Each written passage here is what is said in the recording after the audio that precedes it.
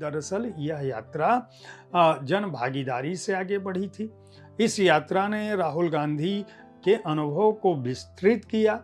इस यात्रा ने यह बताया कि नहीं, देश के आम बाशिंदों की जो अहमियत है, जो उनकी ज़रूरतें हैं, वह दरअसल रोटी, कपड़ा और मकान से जुड़ी हुई हैं, अपने विकास से जुड़ी हुई हैं।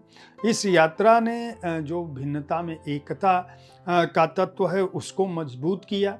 संचार माध्यमों के ने जिस तरह से समाज में यह वातावरण डाला था कि राहुल गांधी की अपनी पहचान एक पप्पू की या एक ऐसे राजनेता की है जिसको कुछ नहीं आता, वह बदलती है।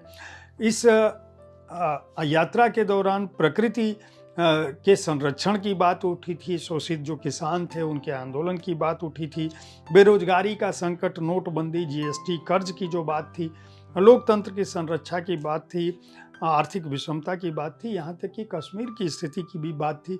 वो सब सामने आया। पत्रकारों की भी दृष्टि बदली और भारत जोड़ो यात्रा का जो प्रभाव है, और राहुल गांधी इस यात्रा के बाद, लेखक का कहना है, डॉक्टर के.एस. भारद्वाज का कहना है कि इस बात को राजनीतिक सफलता और असफलता की कसौटी पर न देखें, लोकसभा की सीटों की संख्या पर न देखें, बल्कि इस दृष्टि से देखें कि किसी एक राजनेता ने इस देश को जोड़ने के लिए किस तरह से न केवल महीनों की मेहनत की, बल्कि सड़क पर रहा, और उससे उस राजनेता का कद निश्चित रूप से बढ़ा होगा। भारत जोड़ो पदयात्रा एक समीक्षा पुस्तक इसी बात को, इसी निष्कर्ष के साथ आती है कि आप इस पुस्तक से सहमत हो सकते हैं, असहमत हो सकते हैं।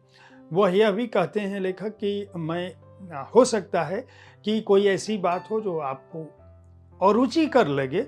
अगर आप कांग्रेस के विरोधी हैं तो आपको अरुचिकर लग सकती है, अगर आप भाजपा के समर्थक हैं तो आपको अरुचिकर लग सकती है।